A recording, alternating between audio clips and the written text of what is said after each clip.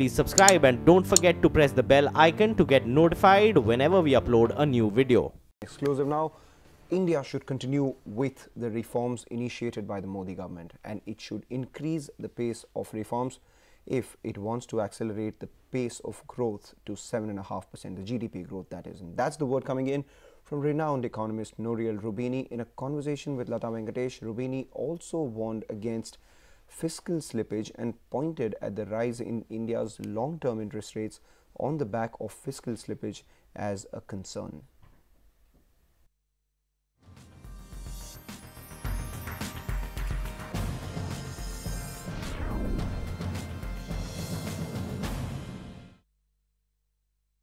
Budgets are very big events in India because they are policy announcements by the government. Now, one of the normal debates is, should the government increase the fiscal deficit and invest so that it can give growth a leg up?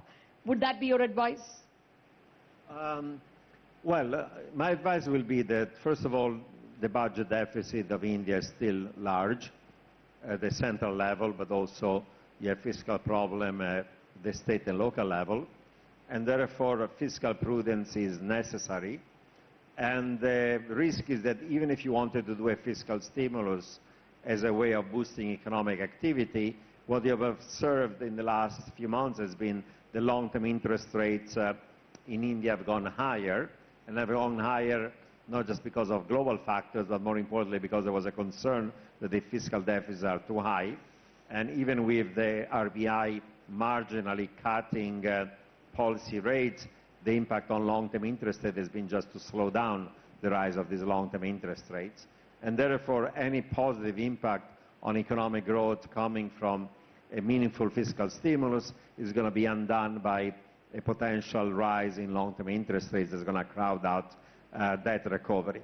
Of course, the country is facing fiscal challenges also because when oil prices were falling, that reduction in oil prices were not transferred to the retail level, and it led to greater revenues for the government that were spent rather than saved in the good times. And now that oil prices are going higher, either you increase oil prices to maintain the same revenues, but if you do that politically a year before election, that's not something that's going to be appealing, and therefore the revenue is going to shrink and the budget deficit is going to be rising. That requires fiscal prudence, because otherwise you're going to have increasing long rates.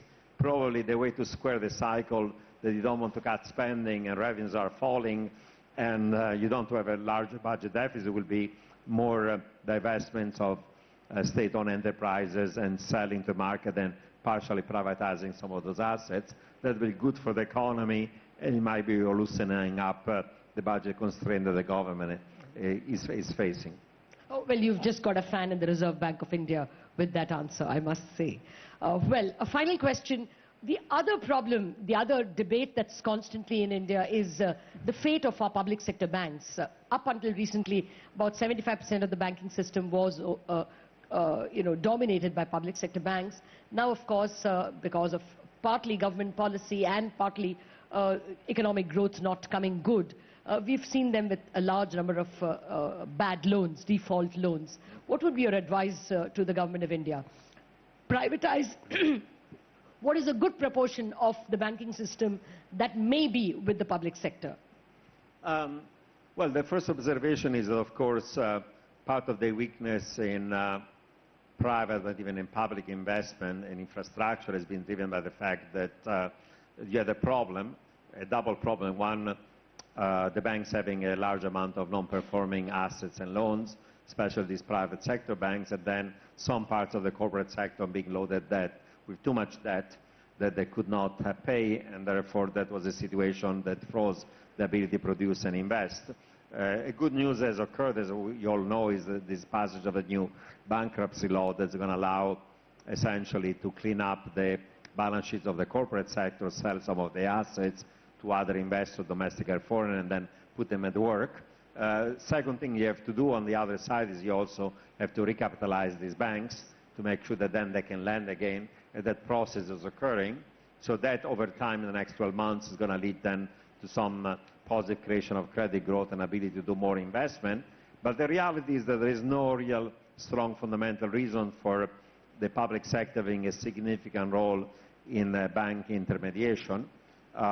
If you don't want to fully privatize these banks, you could reduce your share from a controlling one to a maybe strategic but majority share, to essentially partially privatize these banks and give them operational and financial independence so they can pursue maximization of returns, so that they are, even if they are publicly owned in partial term, they're subject to budget constraints and incentive like a private firm.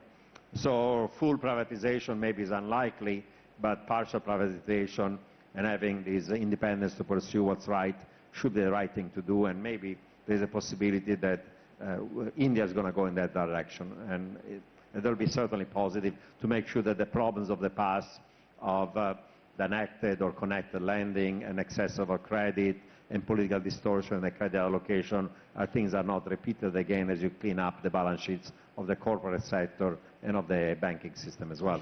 So one advice to Prime Minister Modi? The advice will be that he has started the process of a variety of economic reforms.